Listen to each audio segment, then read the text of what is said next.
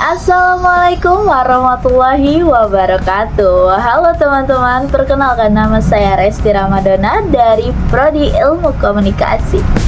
Di sini saya akan menyampaikan materi tentang kesadaran waktu dalam scroll media sosial. Nah, teman-teman, sebelum kita masuk ke pembahasannya lebih lanjut, kita harus jujur sejenak ya teman-teman. Nah, di sini aku mau tanya nih, teman-teman, hari ini udah berapa kali sih scroll media sosial? Pasti udah banyak banget ya, teman-teman. Nah, aktivitas scroll ini tanpa kita sadari telah menjebak kita, teman-teman, melalui infinite scroll.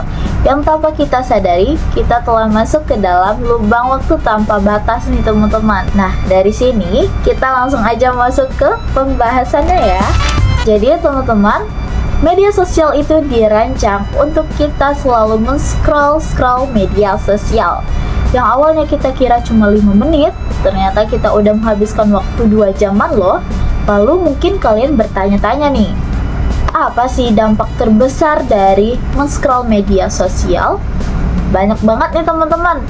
Ada beberapa di sini aku rangkum untuk kalian. Kita bisa kehilangan waktu untuk belajar, untuk berolahraga, untuk bersosialisasi secara real life di hidup kita, teman-teman.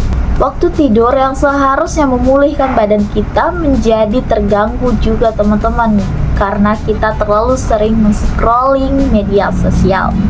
Waktu kita adalah aset yang paling terpenting di dalam hidup kita, teman-teman, karena waktu itu tidak bisa kita ulang kembali. Jadi pergunakanlah waktu dengan sebaik-baik mungkin ya, teman-teman. Lalu nih, teman-teman pasti bertanya-tanya lagi dong, apa sih, bagaimana caranya supaya kita mengambil alih lagi waktu digital kita? Nah, teman-teman, jadi di sini saya ada 3 poin penting untuk mengambil alih waktu digital kita, teman-teman. Poin pertama yang akan kita bahas itu adalah audit dan batasan. Ya, benar teman-teman, kalian itu bisa membatasi diri kalian sendiri kapan harus berhenti. Kita harus lebih jujur loh teman-teman pada diri kita, dengan cara kita harus selalu mengecek secara berkala digital well-being di ponsel kita. Statistik itu penting loh teman-teman, jadi kita tahu kapan kita harus berhenti dan kapan kita harus memainkan ponsel kita lagi. Lalu kalau kalian sudah mengetahuinya, kalian harus membuat batasan yang tegas ya pada diri kalian sendiri dalam mengatur waktu. Mengatur waktu seperti apa? Misalnya, kita punya waktu 15 menit setelah makan siang. Kita pergunakan waktu itu untuk men-scroll media sosial.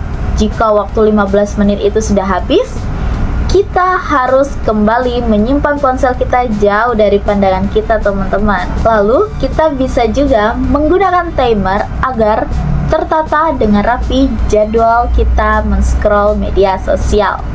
Dan kita juga harus patuhi loh ya teman-teman, waktu yang telah kita buat. Untuk poin yang kedua, kalian bisa mengubah cara pikir kalian loh teman-teman. Yap, benar sekali, kalian bisa mengubah scrolling menjadi sebuah karya.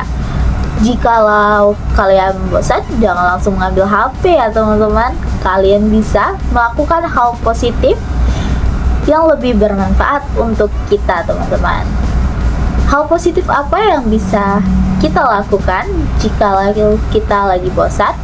Kalian bisa menulis, membaca buku, mengobrol bersama teman-teman, atau nih teman-teman punya hobi seperti bulu tangkis, ataupun tenis, ataupun sepak bola. Kalian bisa melakukan hobi-hobi kalian, teman-teman, agar kalian tidak lagi mengambil ponsel di kala kalian bosan.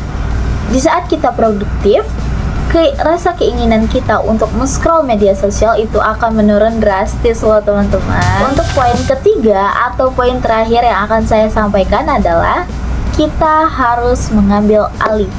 Yap, benar sekali teman-teman. Ambil alih waktu kalian. Dan ambil alih, kalian itu bukan budaknya teknologi. Yap, benar sekali. Kita ini adalah tuannya teknologi. Jadi, kita harus menggunakan teknologi dengan sebaik mungkin dan sebijak mungkin teman-teman. Di sini juga ada sedikit tips loh teman-teman, agar kalian tidak selalu melihat ke layar ponsel. Kalian bisa mengubah layar ponsel kalian menjadi skala abu-abu, atau kalian juga bisa mematikan notifikasi yang tidak penting di ponsel kalian. Ingat ya teman-teman, teknologi itu harus melayani kita. Jangan sebaliknya, kita jangan mau diperbudak oleh teknologi zaman sekarang. Kita harus menjadi tuan untuk ponsel kita sendiri teman-teman.